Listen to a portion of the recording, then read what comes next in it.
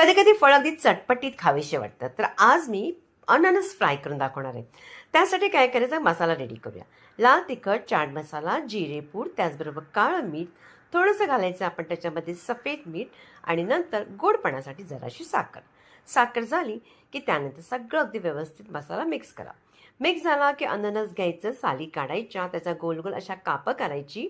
कापं केल्यानंतर मधला माग मात्र नक्की काढायचा, नाही तर खाज येऊ लागते.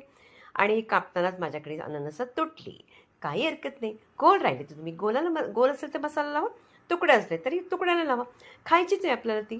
आता मसाला लावल्यानंतर तवा गरम करायचा, त्याच्यावरती बटर टाकायचं आणि अननस ठेवायची.